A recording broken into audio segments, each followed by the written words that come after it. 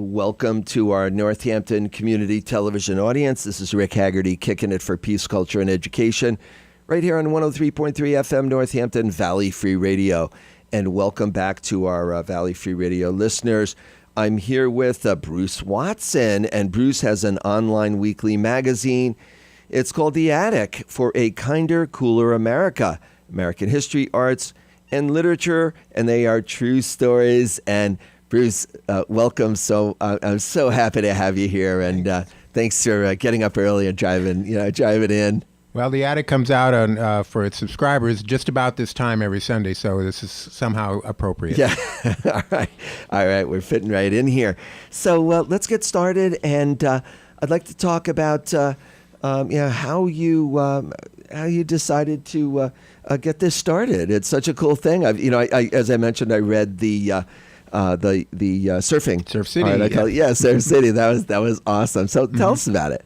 Well, I've been a journalist in this area and nationwide for 20-some years, but I mostly have focused on history and American historical culture and cultural history.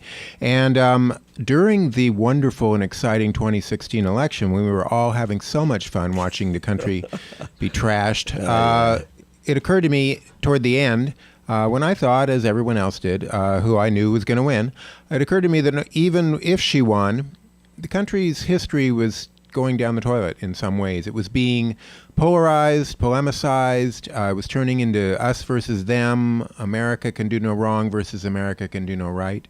And the types of articles that I used to write for Smithsonian Magazine and for the Gazette and also for American Heritage weren't getting out there. At least I couldn't see them. And so that type of history, not a feel-good history, but something about American history that isn't us versus them, just wasn't getting out there. And I decided maybe what I could do to pitch in my part would be to start a website.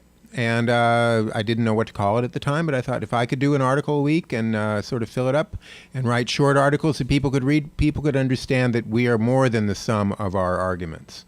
And so I started The Attic.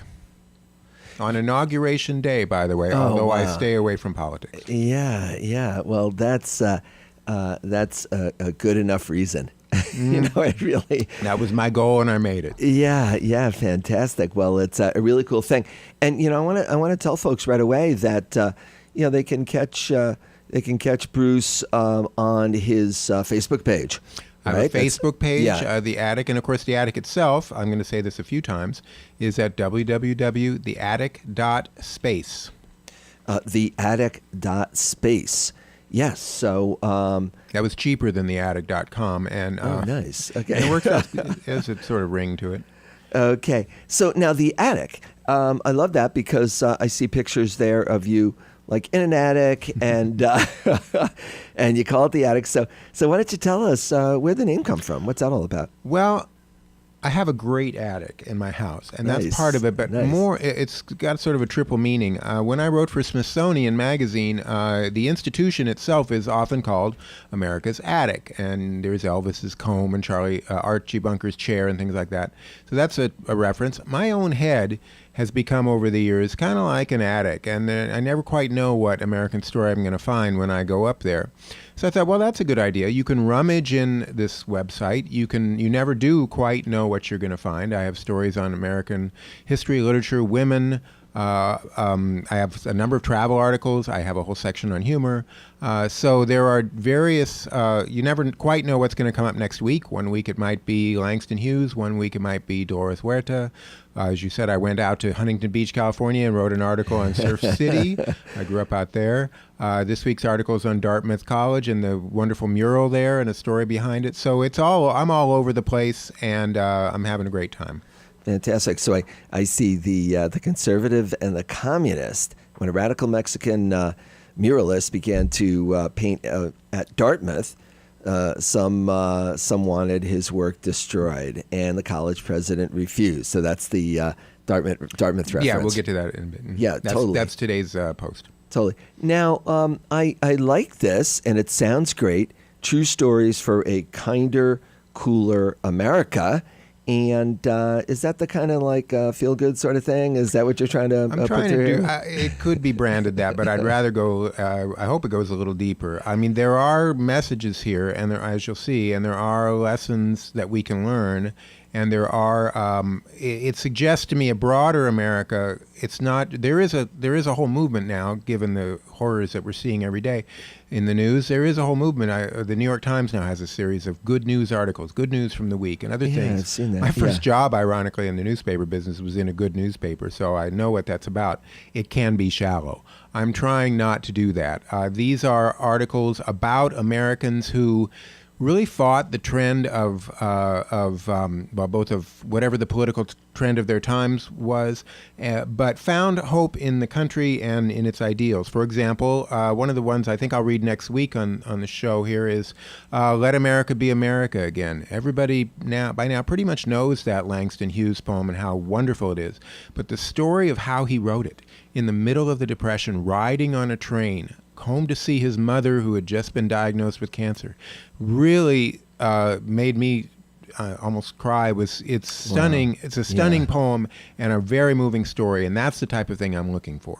Awesome. Let America be the dream the dreamers dreamed. Yes. Let it be that great, strong land of love where never kings connive nor tyrants scheme.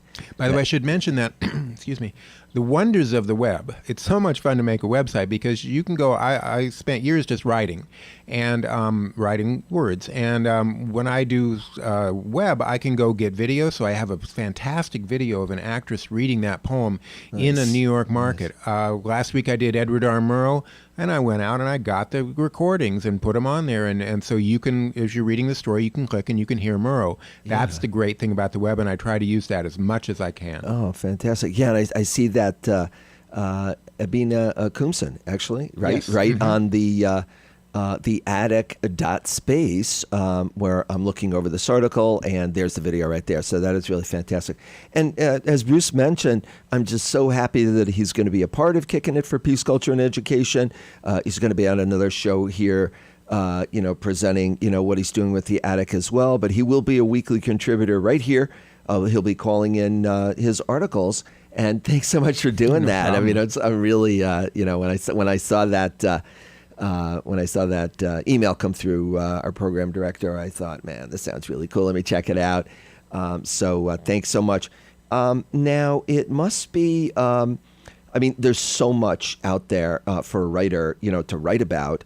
And how do you whittle it down to what you're going to post on your website and what you're going to what you're going to write about? Well, it's hard. I feel like my beat is American culture, and so I try to make a balance of stories. Honestly, if I haven't done a story about women in a while, and I have a dozen up here, but I'll say, it's been a few weeks. Okay, I've got to focus a little bit that way, or something where I've lacked history or people of color. I will try to make that diversity. But beyond that, I really look for stories that just pop up in my head. I'm always reading history. I just read Jill Lepore's fantastic new book, These Truths. So I put a list up of 6 truths from her. By the way, I should also add, everybody loves lists these days, so I've got a bunch of American lists. Nice. Yeah. And so whatever I come across, as I read, as I watch, I'll just think that would be a good attic story. I make a list of them. I go to the UMass library. I schlep about 70 books home. And I've got them up. I put them in the attic till their turn is there, and then I just follow up.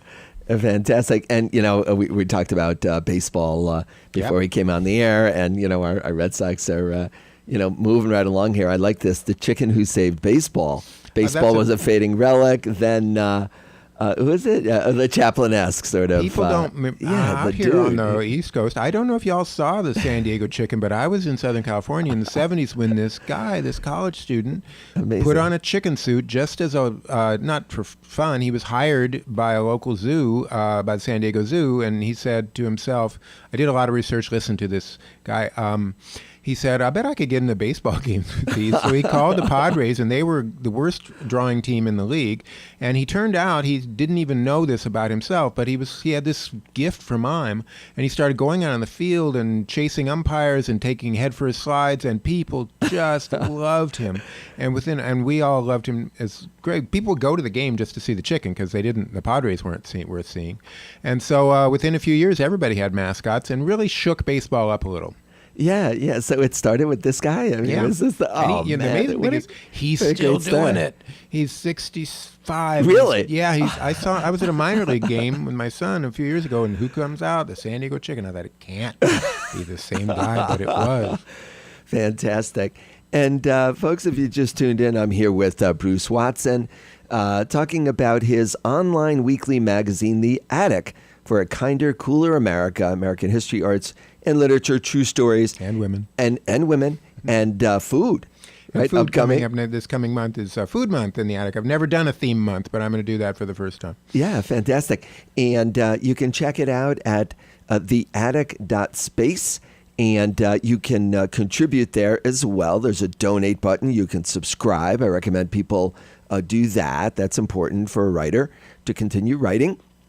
And you also can check out his Facebook page as well.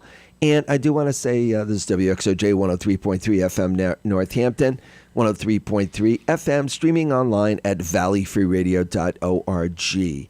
Okay, so let's see. So how about, would you like to do a reading? It's just Sure. might be a good time to do that. Okay.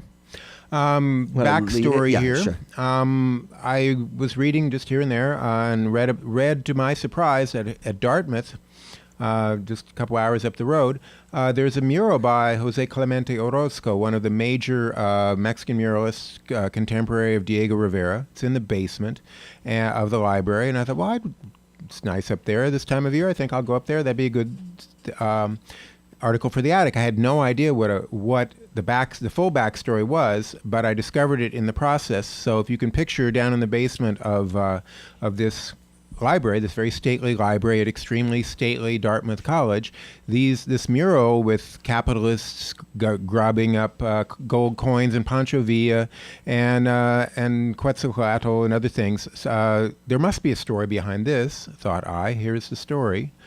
The date line is Dartmouth College. This is the story of two men, a radical Mexican muralist and a conservative college president who shared, quote, an American idea. The idea was the value of open minds. Embraced by an unlikely pair, this idea left Dartmouth with both a masterpiece and a lesson in what we mean by liberal arts. As the liberal arts colleges go, Dartmouth is rather conservative. Founded by a minister, chartered by a king, the New Hampshire College seems as buttoned down as its brick facades. Dr. Seuss went here, as did Mr. Rogers from TV, but more typical alumni include 164 congressmen, 3 cabinet members, and countless corporate CEOs. Dartmouth also hosted the fraternity made famous in the movie Animal House. But enter the Baker Library, past the students staring into phones, and head downstairs. There in the basement stands what one art historian called the most significant mural decoration ever made in our country. The epic of American civilization begins with towering bronzed Aztecs. It ends with capitalists in top hats gobbling up coins. In between lie revolution, crosses, skeletons, snakes, and Pancho Villa. And over in one corner is a signature, J.C. Orozco, February 13th, 1934. During the depths of the Depression, Jose Clemente Orozco came to Dartmouth from his native Mexico. The Baker Library was new and needed decoration. Orozco was given $500 in Rockefeller money. Nelson Rockefeller was a recent Dartmouth alum, to show students how the old art of fresco, paint applied to wet plaster, was being revived by Mexican muralists. Short and stocky with thick glasses, Orozco looked as bookish as the students who watched him work from a wooden scaffold. But he had survived an impoverished childhood and the bloody Mexican Revolution. The world was torn apart around us, he remembered. Troop convoys passed on their way to slaughter. Trains were blown up. The revolution turned Orozco into a political painter, infusing his work with myth, history, and, quote, art in the service of the worker. So when, after 3 months in Europe, he came back to Dartmouth to begin his fiery epic, old Yankee money was, concerned. A group calling itself the Boston Mothers wrote to Dartmouth's president, "Shouldn't the college, quote, do as much as possible to uplift students? Why not decorate the library with, quote, beautiful scenery rather than hideous subjects? We would be everlastingly grateful to you," the Boston Mothers told the college president, "if the pictures could be destroyed." Another letter was less polite. "Orozco has shouted forth in paint the Communist Manifesto." Dartmouth's president had already written to a friend, acknowledging that Orozco was, as he called it, a flaming red communist. Yet Ernest Hopkins was not afraid of ideas. Hopkins had grown up struggling, working in granite quarries, before using his own Dartmouth education to enter business. He had come to believe, he said, that it was not the form of a man's activity, or even his association, which defined either good or bad citizenship, but rather what was the nature of the man himself. Now, the lifelong Republican defended the flaming red communist and his right to free speech. Responding to the Boston Mothers, Hopkins wrote, "There are 100% Americans who have objected to the fact that we employed a Mexican to do this work, but I have never believed that art could be made either racial or national. As to the images not being nice," Hopkins wrote, "if that be a criterion of judgments, many of the great works of the medieval masters would have to be removed from the Louvre." Month after month, Orozco applied paint to wet plaster. Across the walls spread cannons and chains, huddled masses, four grisly gods of the modern world. Even as Orozco worked in a library basement, the more celebrated Diego Rivera was painting at Rockefeller Center in Manhattan. But when Rivera put Lenin on one wall, he was fired. The mural was destroyed. Orozco kept working. The position Dartmouth was taking, Orozco remembered, expressed one of the most highly prized of American virtues, freedom, of speech and thought, of conscience and the press, the freedoms of which the American people have always been justifiably proud. The Mexican artist spent 2 years at the New England town. He found Dartmouth delicious in winter. The woods, the snow, the country folk. Students got him to judge an ice sculpture contest, and art he found stupendous.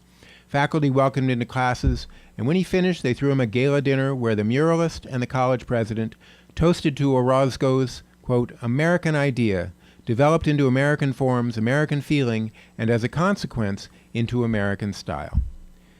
Today, students at the Baker Library seem not to notice the epic of American civilization.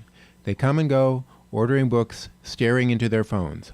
But here in the basement, what one art historian called a great jeweled cup overflowing its conventional brim is more than a masterpiece.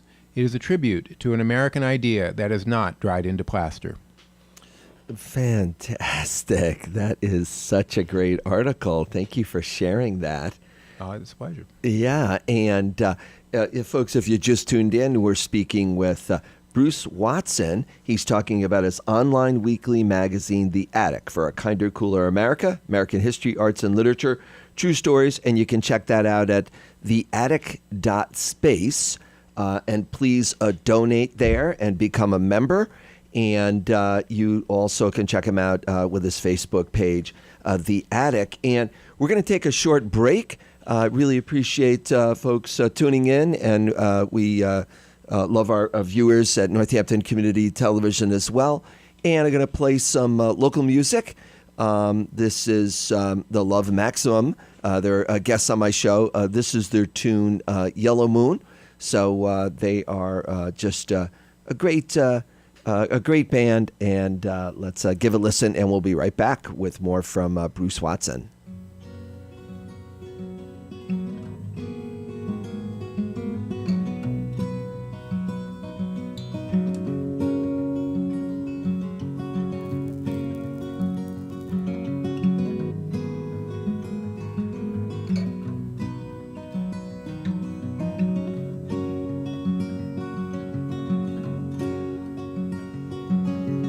Yellow, yellow moon,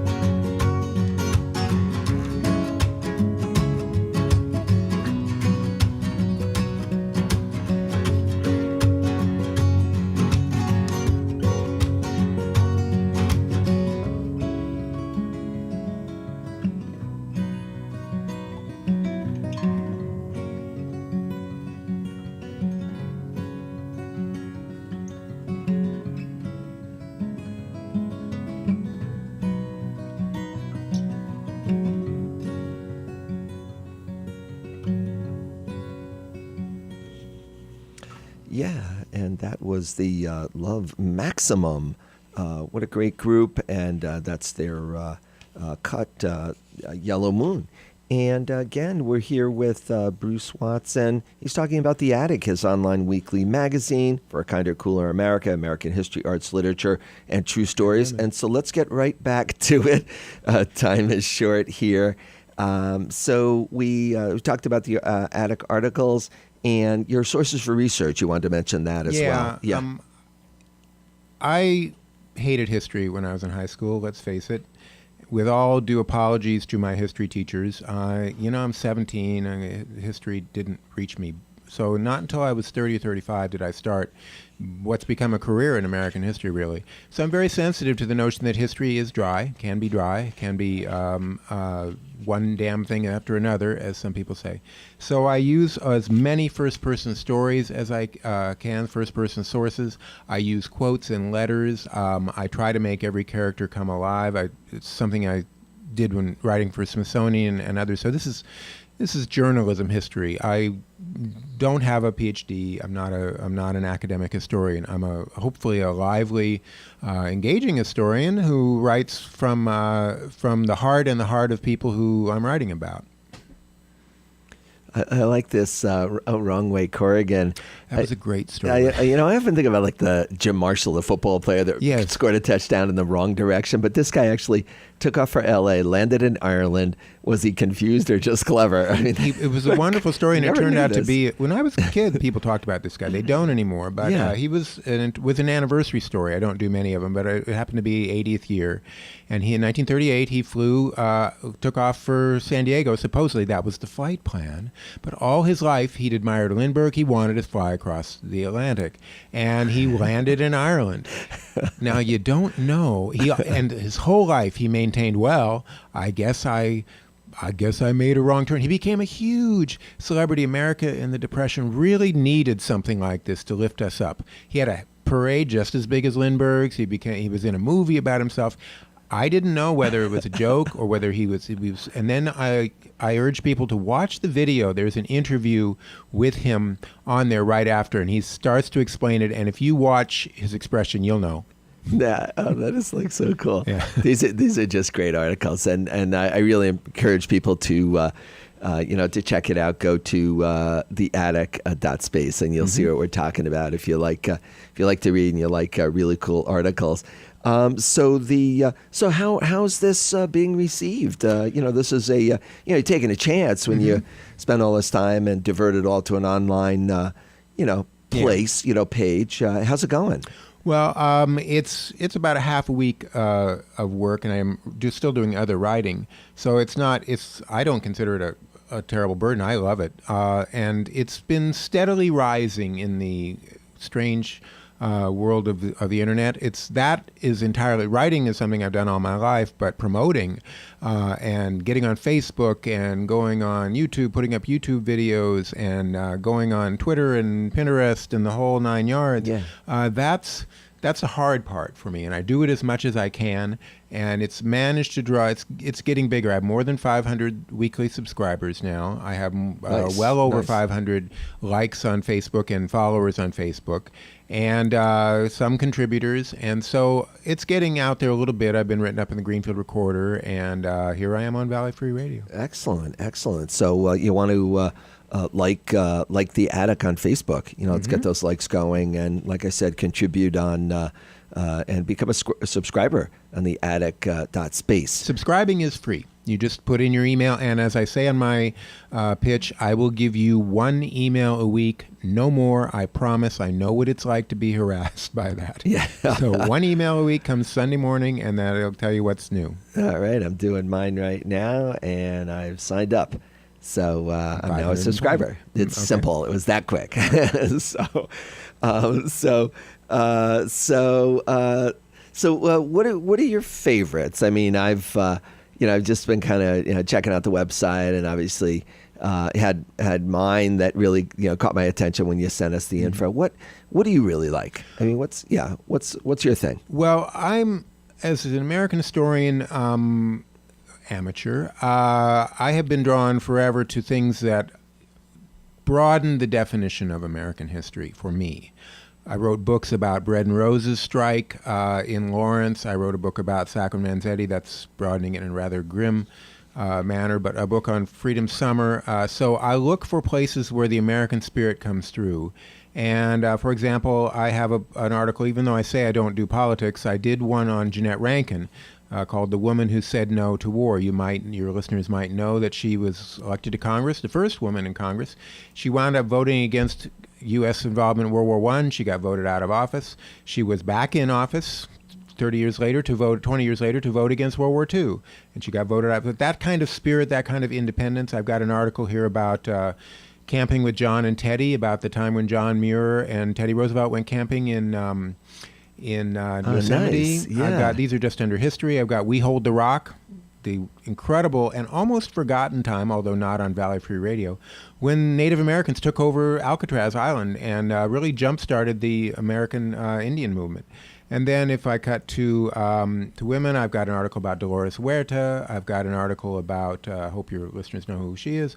I've got an article about the wonderful documentary Harlan County, USA. Victoria Woodhull, the first woman to run for president in 1872.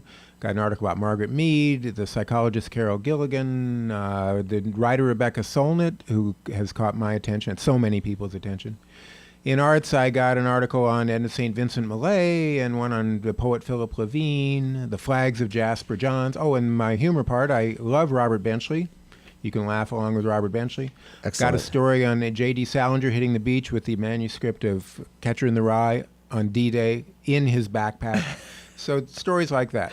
Fantastic. So, we're just about out of time, and I want to thank you so much, Bruce, for coming in. And as I mentioned, Bruce is going to be a regular contributor to Kickin' It For Peace, Culture, and Education here at Valley Free Radio. He'll be calling in an article on a weekly basis, right about the kind of 8:30 time. And lastly, I want to talk about just, where you see this going.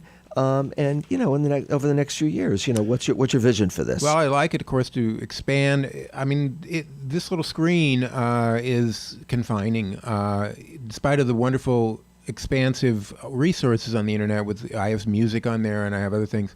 There's only so much you can put on a screen before people start to get lost in it. So there are some limits, but I'm looking to continue these categories. I'm thinking of possibly doing. I'm going to start some theme months, not food, starting this month, but later on maybe American Originals or Lost in America, or those where I do 2 or 3 weeks in a row.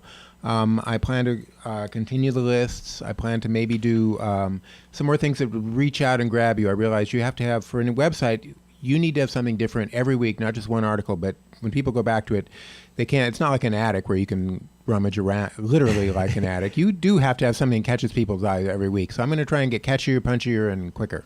Outstanding. All right. Well, thank you so much again to Bruce Watson. And his online weekly magazine is called The Attic, and you'll want to go to theattic.space and become a subscriber and or contribute, and certainly go to his Facebook page and get a like in there as well. So Bruce, thanks again. And I want to say, my pleasure. And again, Bruce will be calling in articles going forward here. And I want to say thank you to our Valley Free Radio listeners and Northampton Community Television audience. We're so happy to have you with us. And thanks to Al Williams, Dave and Jen, and all those folks who helped produce this segment for Northampton Community Television.